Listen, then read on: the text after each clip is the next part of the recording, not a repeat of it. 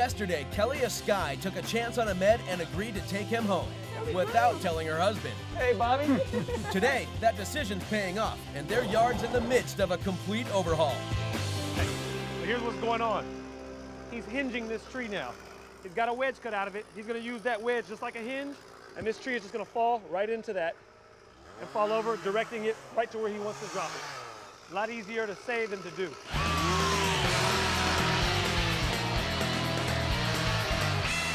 The chainsaw's done for a bit. Now the guys are switching to the heavy artillery. A wood chipper makes this big tree manageable. They get a stump grinder going to attack the roots, and the trencher cuts the path for the massive drain. We want to cut these roots, and then you and I can work on just shaping this trench, making sure it contours the right way, so we can lay our landscape fabric. Okay. This drainage system will catch water underground and channel it out of the backyard. The trench starts a little higher and gradually slopes down towards the street. See how I'm contouring it? We want this to have this nice little fall action to it. On that side there, I'm gonna have to do a little bit more work.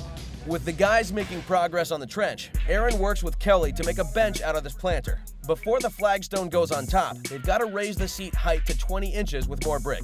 We want to try to match up these same grout lines, so probably about a ½ inch to 3/4 of an inch.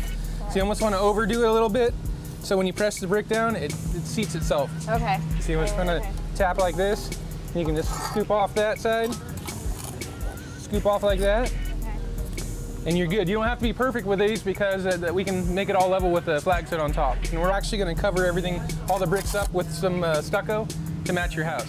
Okay. An extra layer of brick goes up on either end to define the two seats, and a scratch coat of mortar covers the whole outside. It's filling all the cracks so you don't see the old joint lines of the brick. It makes a smoother surface so you can use less stucco and get a better stucco finish. Next, concrete fills the voids and provides a base for the oversized flagstone. So we want the cut edge to the back. Get that natural edge that you're looking at. So go ahead and set it down and give her a test, see how it looks. Want a little overhang on each side. That's cool. Out front, Jim's finally seeing progress on the daybed. There you go. The redwood frame's taking its U shape. Jim's about to add slats for the custom cushions. I love that color. Now it's finally time to build up the creek, starting with the granite boulders. What we did is we kind of faked it.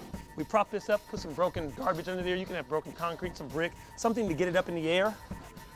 And you use that to help you'll hold never it see together. that. Exactly. And then we want to block this void with some of these stones.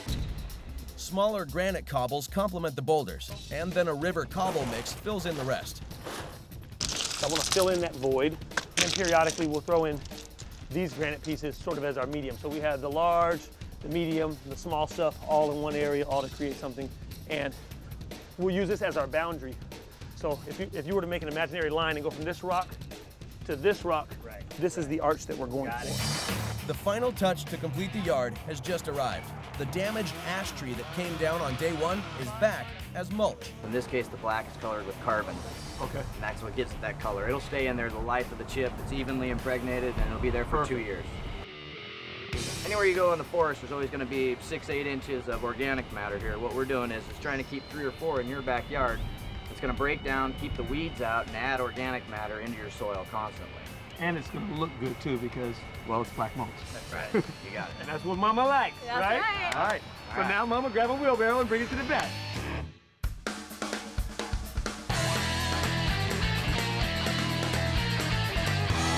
Now this yard is finally coming together. The black mulch makes all the landscaping around it stand out, and the finishing touches put each project over the top. You guys tested my trust and my faith in you. It was hard to picture what was going to happen, but it's awesome.